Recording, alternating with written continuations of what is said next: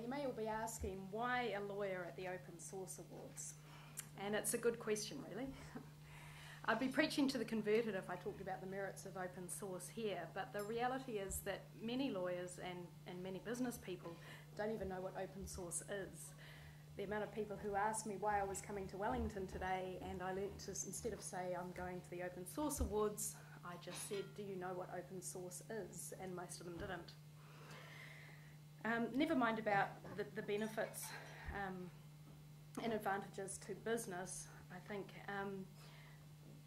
at a law conference 3 years ago, we had a keynote speaker who came along, and his title was, he was a futurist, and he was coming to talk to us about future business trends. And he said one of his big business predictions for the future was that the use of open source software would become very important. Most of the audience had no idea what open source was, but their ears all pricked up when he said free software. We're talking about lawyers here, so they were all thinking, this is fantastic, let's find out more about this free software. But I think free was kind of missing the point of open source. The benefits of open source software to business, where I'm finding that most of the businesses I deal with, increasingly software is an integral part of their business, no matter what sort of company they are. And open source gives them the ability to have ownership of that infrastructure, and I think that's much more important than the fact that it's free. Further than that, they get to draw on community resources, and companies all over the world aren't reinventing the wheel. They're getting to, if you're using open source, you actually get to feed into what other business people around the world are using for that. With the benefits of open source, of course, comes the responsibility of it, and I think this will be the challenge for business. The responsibility of maintaining the software yourself, or having good consultants to do that for you, and whether you're going to actually feed those improvements back into the open source community. I think the really big challenge will be to see whether businesses embracing open source methodology will be more competitive than the traditional IP businesses, which hold on tightly to their knowledge and don't let it out into the wider community. And my very firm belief is that open source is going to win the day, that in business open source is going to just produce better results, and therefore businesses utilising open source are going to be much more competitive than people who hold on to their knowledge and don't share it. So why am I here? Why is this lawyer at the Open Source Awards? I was a foo camper for the last 2 years, and that was a very unique thing for a lawyer particularly, to get a look at the brightest and the best grassroots technology companies in New Zealand and what they're doing, and to meet some of the brightest technology minds around. It was absolutely fantastic. And I got invited to foo camp when I went along to the local, I live at Lee, north of Auckland, the local preschool barbecue, and had a chat to one of the dads there, getting to meet him, and ascertained that he worked out that I formerly, in my former life, had been an IP lawyer with a large trans-Tasman corporate law firm, acting for lots of these IP owners who like to keep their rights very close to their chest. And I asked him what he did, and he said he, quote, worked in computers, end quote. And he asked me, what do you think of digital copyright? And after a couple of wines at the Lee campground around a fire, I said, gosh, copyright owners continually overstate and overplay their legal rights, and they push the boundaries of ownership beyond what they need to protect their investment in that ownership, with the result that innovation is totally stifled. And Nat Talkington smiled and said to me, that's what we think too. And I never knew who he meant by we, but I actually see tonight who that is. I'm here to present the award for the best use of open source in business, and the nominees for that are, first, Aggressive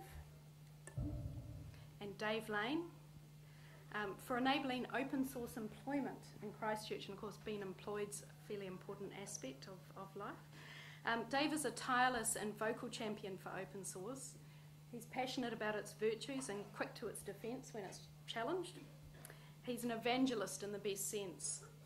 And all of the business sites that I've checked about open source say that open source isn't a religion, but I think Dave might question that. He turned that passion into action by setting up Aggressive in 1998, so that's 10 years ago. And it's company that's become a focal point of the Christchurch open source scene. Aggressive has become a magnet for some of the best open source developers in Christchurch, and some of them have gone on to other things, but Dave has always regarded them as egressive alumni. The presence of Aggressive and the energy that Dave Lane has put into it has given open source a far higher profile in the region than would have been the case otherwise without him. And as we all understand, pushing the profile of open source is going to be really important to whether you can all make a living from it in the future. More importantly, Aggressive provides a real choice to local companies and to organisations. It was also Dave Lane who initiated an open letter to the Minister of Information Technology, or then Minister of Information Technology, Paul Swain, which was co-signed by more than 400 supporters of open source, encouraging its adoption by the New Zealand government. And as you can see by Colin's previous presentation, things have come a long way. So if you could put your hands together, please, for Aggressive and Dave Lane.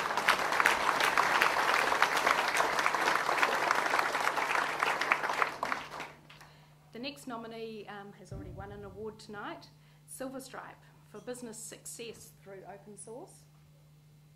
We've already heard the Silverstripe story, but quite apart from building a successful open source product, the Silverstripe team have built a successful business and an export business to boot. The reach of Silverstripe into overseas markets certainly wouldn't have happened had they not made their software free, and as they said in their speech in their earlier award, that was the best business decision that they made. It's highly unlikely that an organisation in Europe or the US would pick up the phone and talk to a small Wellington-based business about using their in-house content management system, but that is in fact what has happened with Silverstripe. Because anyone can download and evaluate Silverstripe, they do that, they like what they see, and then they call on the Silverstripe team to customise and support the product. And this is where the future is going. And the future for Silverstripe is very bright.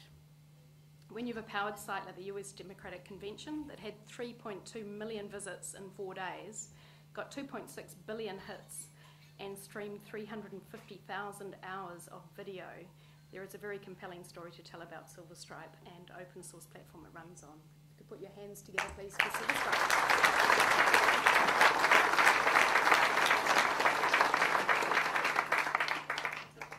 And our final nominee for tonight is Amy McCarran. Amy is both a technologist and an artist, and she's been nominated for using open source to promote New Zealand artists. Like many artists, she was keen to display and sell her works online, but Amy also has a technology background and an open source technology background, and open source made it possible and cost effective for her and other artists to set up their commercial stores online. Not content with having established her own site using open source, Amy went on to offer the same benefits to other New Zealand artists and galleries, creating a business for herself and a low-cost way for them to get online. During the development of these sites, Amy was being helped time and again by open source communities, getting patches and advice overnight, and has really used the open source philosophy to build her business and to build these sites, and build the business of other artists in New Zealand, which is great. Amy's gone on to produce a forum for New Zealand artists who, owing to the nature of their own work, are often isolated. And the Artlist Guide to New Zealand Artists, which Amy runs at her own cost, has a wealth of information about the New Zealand art scene. Events, a directory of artists, a reference guide for services that artists can use to promote their work. And the winner is... Oh, we should be.